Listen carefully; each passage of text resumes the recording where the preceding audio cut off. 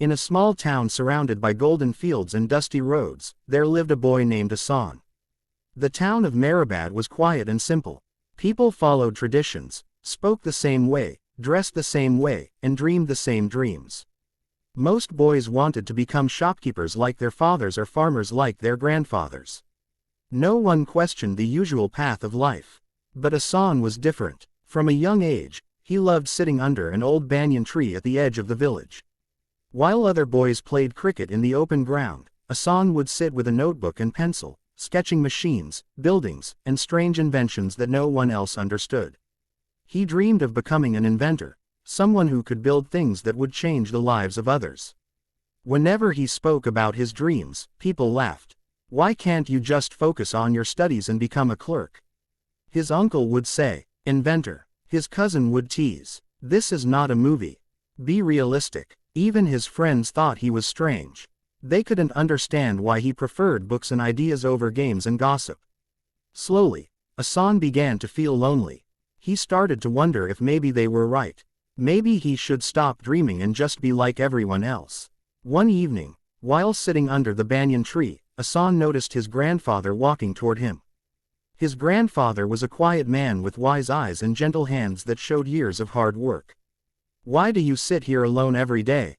his grandfather asked softly. Hassan hesitated but then spoke honestly. "Dada, everyone says I am strange. They say my dreams are useless.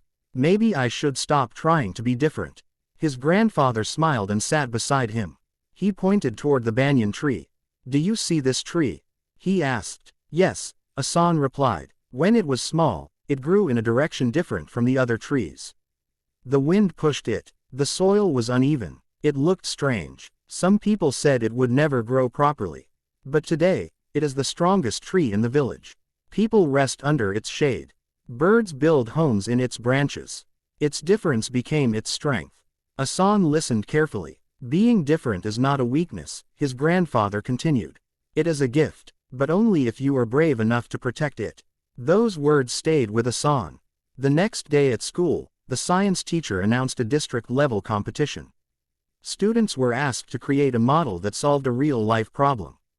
The winner would receive a scholarship. Most students chose simple projects: volcano models, water cycle charts, and basic machines. Hassan decided to create a low-cost water filtration system for villages where clean water was scarce. When his classmates saw his design, they laughed again. "Who will choose this?" one said. "It's too complicated," another added. For a moment, Hassan felt the old fear creeping in. Maybe they were right. Maybe he should choose something easier. But then he remembered the banyan tree. He worked day and night. He tested different materials: sand, charcoal, cotton, and small stones. Many times, his experiment failed. The water remained dirty. He felt frustrated and tired. But each failure taught him something new. His mother noticed him staying up late. "Why are you working so hard?" she asked gently. "I want to prove that I can do something different," Hassan replied. She placed her hand on his head. "You don't need to prove anything to anyone. Just do your best." On the day of the competition, students from many schools gathered in the town hall. The room was filled with colorful charts and models. Some were impressive, others simple. When it was Hassan's turn to present, his hands trembled slightly. He looked at the judges and then at his model. "This filtration system," he began, "is made from materials easily available in villages. It can provide cleaner water at a very low cost. My goal is to help families who cannot afford expensive machines." The judges listened carefully. They asked questions. Hassan answered confidently, explaining how each layer of material cleaned the water. At the end of the event, everyone waited anxiously for the results. Third prize went to a solar system model. Second prize went to a smart irrigation design. And first prize goes to Hassan Ahmed for his innovative water filtration system. For a moment, Hassan couldn't believe it. The same students who once laughed at him now stared in surprise. His teachers clapped proudly. His mother had tears in her eyes. As he walked up to receive his award, he felt something powerful inside him, not pride, but confidence. He had dared to be different, and it had made all the difference. After that day, things slowly changed. People in the village began to take him seriously. The local council even helped him test his filtration system in a nearby area with water problems. It wasn't perfect at first, but with improvements, it started making a real impact. Children who once teased him now came asking for help with their science projects. One of them asked, "Weren't you scared when everyone laughed at you?" Hassan smiled. "Of course I was, but being the same as everyone else scared me even more." Years passed, and Hassan went on to study engineering with the scholarship he had earned. He never forgot his village or the banyan tree. Whenever he felt doubt, he remembered his grandfather's words. During his university years, he faced even bigger challenges.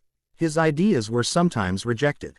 His designs failed. Some professors criticized his unconventional methods. But he had learned something important. Criticism is not the end, it is part of growth. Instead of changing himself to fit in, he improved his skills. He listened, learned, and worked harder. Eventually, Hassan developed affordable water purification systems that were used in many rural areas. His work was recognized nationally. But what mattered most to him was not the awards, it was the sight of children drinking clean water in villages that once struggled. One day, he returned to Mehrabad as a successful engineer. The town had grown, but the banyan tree still stood strong.